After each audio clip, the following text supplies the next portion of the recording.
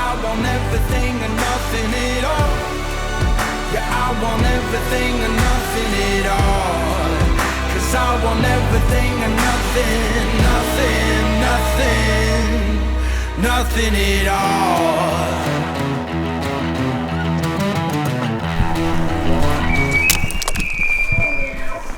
Good morning, guys. September 22nd. Happy birthday, Dad. 64 years young. He's got an awesome hunt planned today. He's got this bull pretty much patterned, and so he's just going to try to ambush it. And then we got him on some other elk near camp, kind of patterned as well. So he's got that for an afternoon hunt. So wish I was there with him, but he knew we need to get something killed. So we left camp at 3 a.m. and it's just about 7 a.m. That was almost 3,000 vertical feet. And I mean, that hurt. So we've been hiking in the dark for at least, I don't know, 2.5 hours, but we're topped out. We're going to work our way to our spike camp that we're going to set up. Manny, my buddy with the horse, he's got his horse loaded down with some of our gear and his gear. And we have a horse here because we're planning on killing an elk and we need that horse to get it out. So we're going to slide down here, listen for bugles, and work our way to spike camp. Unless we take a detour for elk, come with us.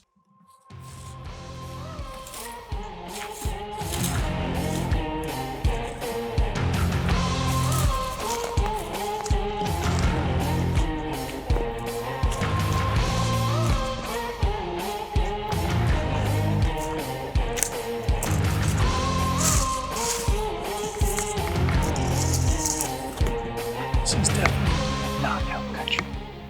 This is mule deer, giant bucks.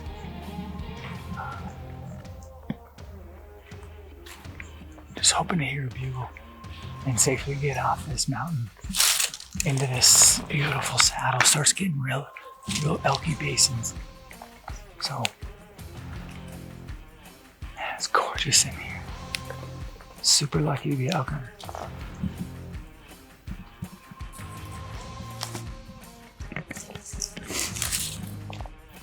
It's ugly here. Just came around the corner, heard my first bugle of the day. Encouraging, because we haven't really cut too much elk sign. Sound like a good one. They're way down there. We were gonna camp in this basin right here, but I think we're too high. So I think we're gonna just keep working our way down.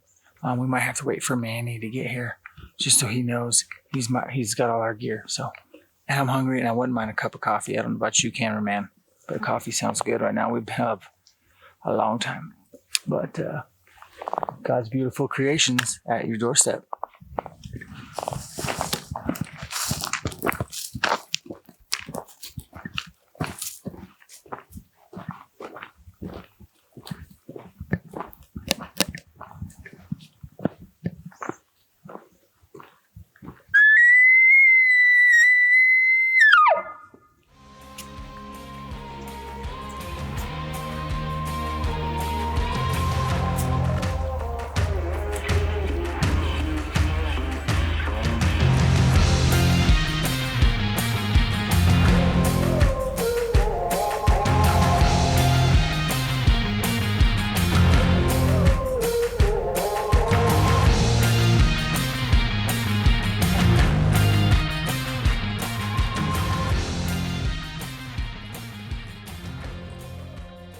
Dakota, getting some water, some much needed water. Dude hauled our stuff. 9 miles, been hiking for 8 hours. Got the saddle off. This dude's an all-star. I hope to put a big dead elk on him. We're deep. We're in the deep backcountry of Wyoming. Got one horse, 3 guys. Yeah. Kind of missed out on the morning hunt, but there's elk signs real prevalent, so I'm hopeful.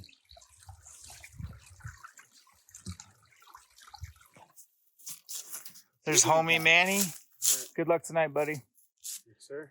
Jake, the camera guy, elk hunter extraordinaire. This is camp. We're on the only shelf. We got water right behind the boys, and we are on a mission to find elk tonight.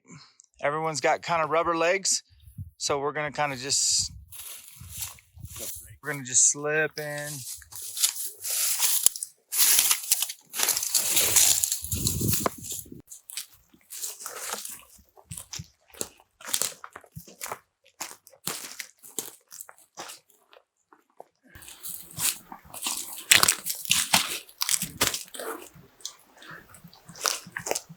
My good luck charm tonight. Nice. I'm gonna rake a tree. It's gonna be great. It only weighs 10 pounds.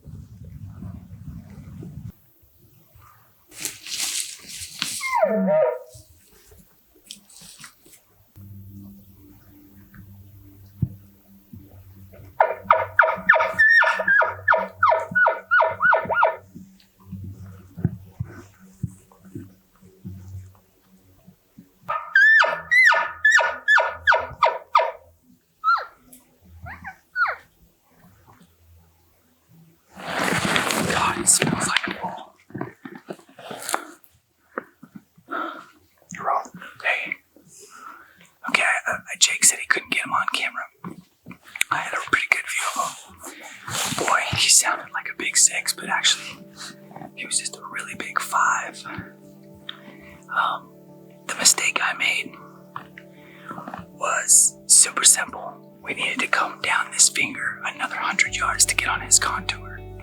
He was coming up. He bugled 5 or 6 times on his own.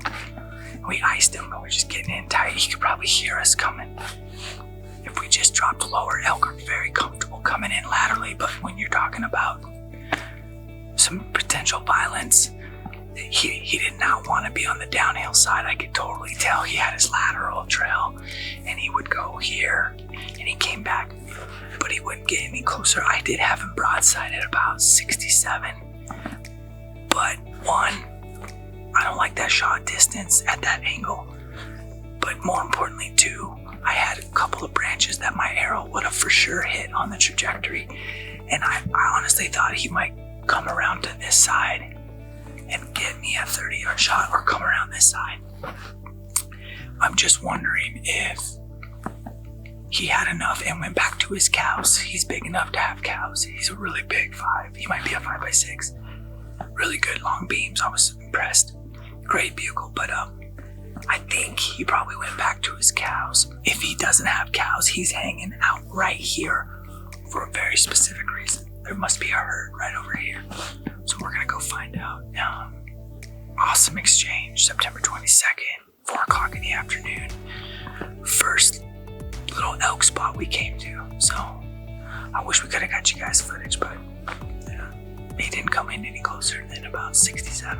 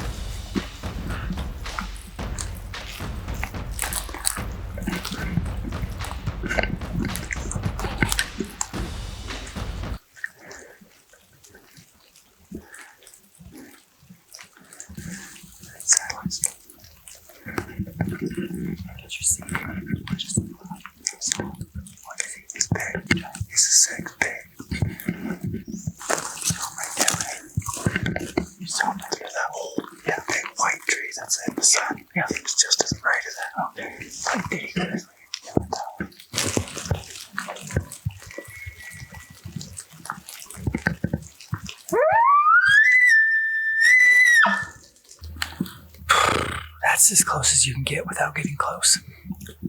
We got into a Bugle Fest, as they call it. We're debating either it's 2 or 3 bulls. I think it might be 2 herd bulls. The bull we went after, the bull you hear the most bugling, he pulled one cow, she's hot, away from the herd. And he had her all to himself. He was pushing her that way. And we could never get a shot on him. I never saw him. Jake did. He's a big 6 with well tails. The satellite was pestering him and it was going great. And then his cow saw movement and she bucked. And they didn't like bug her too far. They probably went 500 yards. And so we just looped around and could never get a shot on him. And then I think the satellite is probably a pretty good bull. I think he took over the herd. Here's what I know about that scenario is that come tomorrow morning, they will argue about who gets the herd, and the satellite won't win, but we're going to want to be there when that happens. As far as that other bull way over here, we're not sure. And here's the thing. Without giving away where we're hunting, we're near a unit we can't hunt. And right now, we're probably 500 yards from the boundary, so these elk are officially out of our unit, but they bed in our unit, so we'll be here tomorrow morning. Over 16 miles today, only 4 of those elk hunting. The rest were hiking from one highway over all the way to another pretty much highway. It's the furthest I've ever hiked in a camp. We're going to sleep good tonight. We might catch one more bull. Got a little bit of daylight left. The smell, if we could just film the smell of ruddy bulls. We were in a bottle of rut perfume between the cow and the bull. It was unreal. The stench, you could almost just follow the smell. I love elk hunting. And happy birthday, Dad. I hope you kill a big one today.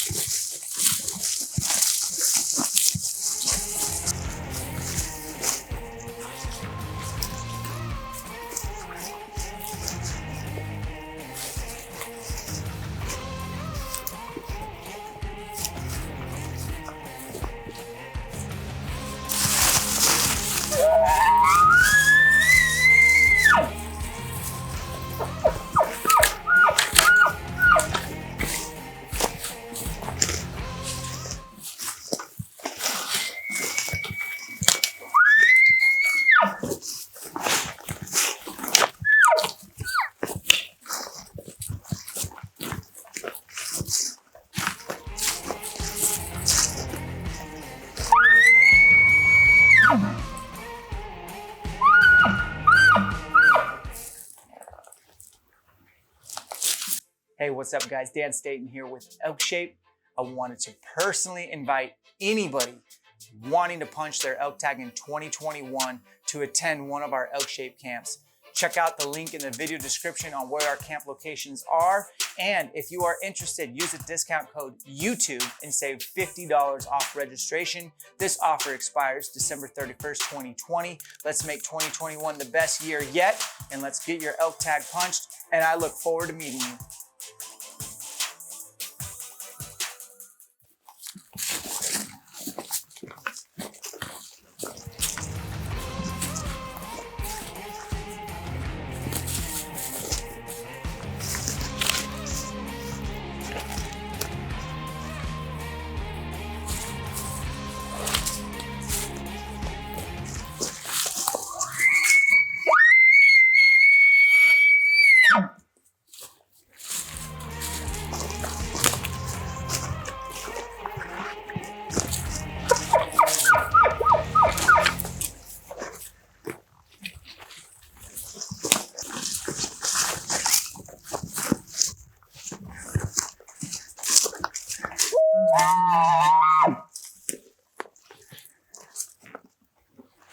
Did you get him on video? Barely. 6 point. These cows are killing me.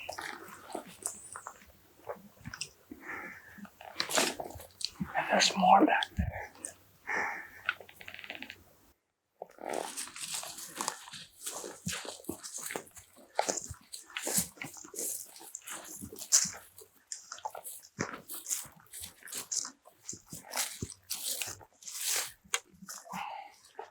I've only been knocked up 17 times. You think you went bar? What? You think you went bar?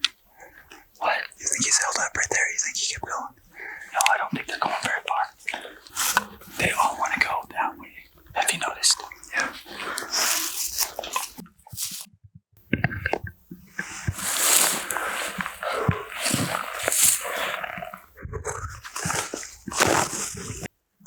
I'm in the sickest elk shape you've ever seen, and I cannot keep up with these bulls.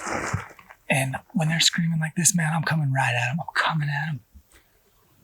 and the cows are waiting, going, "Oh, hey, there's a Dan Staten coming. Let's get out of here." And the herd bull's like, "Oh, I want to fight." I don't know. That was tricky. The wind was really jamming, just barely off. If he'd turn around, it would have been close. What do you think, Jake, behind the camera? Have you ever experienced this much bugling? Never this much. This is the most in the shortest amount of time. Yeah. I think there's 3 herd bulls duking it out over who. Here's what I do know. Lord willing, they're going to come back to this shelf, and this shelf is expansive, and it's mostly reprod, for the lack of a better term. Must have been a burn or something where all these little spruces are, I don't know, 10 years old tops, and there's just a sea of them, and the beds in there insane. I don't know. I hate cows right now. I hate cows. That one, and that one, and that one. We've bumped cows the whole time. I don't know how many cows are in here. I'm gonna throw a number of at least 30 plus between those 3 dudes. So, pack's coming off for a second. Gonna get trekking poles out. Gonna call it a day. Oh man, I hope those elk come back in here tomorrow. I think they will. I wonder if they bogled in here today.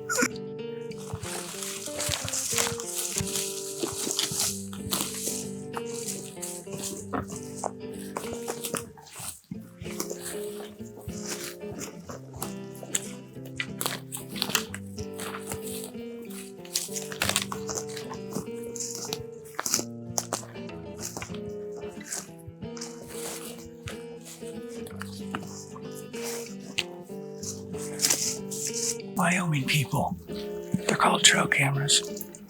Put a few out. I'll check them for you.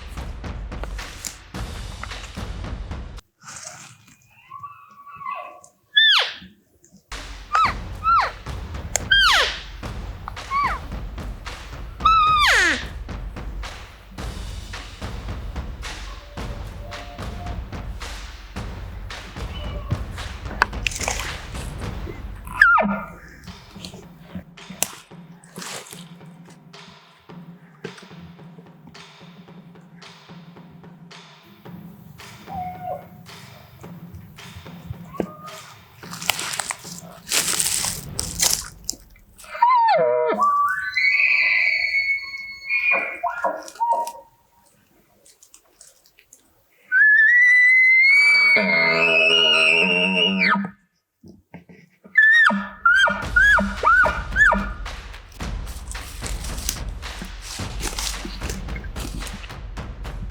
we're just about out of shooting light. I definitely know we're out of camera light, so back out. And we're gonna be here tomorrow morning. Holy shit. Bugle Fest. These are the days we absolutely live for, man. Give us a little behind the scenes. What was it like? 9/22 is my dad's birthday, so I have killed a lot of elk on my dad's birthday. In fact, I bet if I looked back, that is the day that I've killed the most elk on is 9/22. I hate to share that, but it's the truth. So I had a lot of like, we're gonna get one done on my dad's birthday. We woke up at 3 a.m. that day. We drove in our trucks to the complete other side of a range, and we hiked in starting at 4 a.m. Manny was there. We loaded the horse up with all our stuff, and we're packed in, and we gained a couple thousand vert. We ended up getting to like almost the top of the range, and we anticipated hunting that side. Never heard a bugle in the dark. Was pitching bugles in the dark. Can't film that really. And by the time we got to the top of the divide to go on the other side, finally heard a bugle. And so it was, of course, way down there. So we didn't need to drive all around the range, but we hiked 16 miles and dropped camp off. And then we were smoked, but we just were like, well, we got an afternoon hunt. Went to the first spot and called that awesome sounding bull in that once again we didn't get on camera. And I can't believe Jake didn't get it on camera because it was at 54 yards and I was literally just waiting for it to turn broadside. And I thought Jake was getting the whole thing. He had his decoy out. The bull was hot. He was drooling. We called him all the way up from the bottom. When I say call him in, I did like 2 locator bugles, and he answered 6 bugles in a row. And so we just got down there, and he came up, and he got to where he felt safe and where he could see, and he couldn't see what he wanted to see. Even though the deke was out, he wasn't coming any closer. So he turned and went back to his cows. We left him alone, and then we went probably a mile and heard faint bugles, and as we got closer and closer, we were in a bugle fest. And I will tell you guys, I know that this is like, did you put a bugle counter in this video? We should put a bugle counter. I don't know how many bugles I heard, but they were always moving and we could never catch up to them. It was like they were never squaring off or standing still. It was just mad chaos, bulls screaming everywhere, and big bulls. It was like one of those things where like all the mature herd bulls are coming in and they're sorting out their cows, I think kind of late in the year, but that's what was happening, and we kept getting busted by cows. Even when I tried to I was laying on the ground exhausted. I mean, we're soaked in sweat. We've been chasing bugles for several hours. I'm like, we're done, Jake. Like, we're screwing this up. Like, we need to get out of here. And then we find this giant pond wallow at the end, and then another giant herd bull bugles right above it. So we try to call him in. Most incredible bugles I've ever heard. Wish I could have the footage as far as the elk making the sounds and seeing them for you guys. But if you can appreciate bugles and the bugle juice that was flowing on this day, it might be the most awesomest 2 hours of elk hunting of my life. This is a great question on episode 12. Garrett Shuffelt. Sorry if I butcher your name, but how do you decide when to throw your bow on your pack or carry? I think that's a valid question. Try not to ever really have your bow on your back. I think that's a recipe for you to maybe move your rest or rattle something loose. Keep your bow in your hand. If you need trekkers, then have a trekking pole in one hand. I generally only put my bow on my back when I have a spike camp and I just need both trekkers. We're moving in, or I'm in Idaho, I'm riding a dirt bike, and you have to put your bow on your back. Otherwise, if you're on a four-wheeler, put it in the case and take it that way. I know it's convenient. I know I'm guilty of just throwing it on my backpack, but if you don't have an opportunity to shoot your bow every day because you hunt from dark to dark, don't run the risk of putting your bow on your back if you can. And the Kafaru, the hoodlum's got, like I've talked about before, you can put straps wherever you want, and so that's the best fit I've ever had as far as cinching it down tight. And basically in this episode, just a lot of comments. Eli and Isham, razors everywhere. A lot of you guys were commenting about the razors. So if you're a razor kind of guy, four-wheeler kind of guy, I don't know. I mean, just be respectful. You know, it's all public land. We're trying to share it. Have fun, do your thing, be respectful. There's other people out there. Public land hustle. I've owned a razor. Yeah. I sold it. We're cruising right through the series, man. And the end, just hang with us. It gets really amazing. What else you got to do? I'm trying to help you get through the elk off season, y'all. And we're trying to make them educational. We're trying to make them inspirational. Tim's trying to help me make them aesthetically pleasing to the eye, and we're trying, and I hope you guys appreciate our hustle. Do us a favor, subscribe to the channel, give it a thumbs up, that helps more than you know, and we'll catch you back for the next episode. And he kept coming back. Every time I'd bugle, he'd come right back to us. So that's what, when he walked over there, he turned and came back to us. Good. And so I just kept doing that. Did your buddy feel good about the shot? Yeah, 2 of them. He got him twice. Were you guys up above us? You were on your level, and you were right here on the first ball. And I heard you 3 cow calls in a row. Okay, that's a hunch. And so we body is low, and we figure we get the next herd coming over. And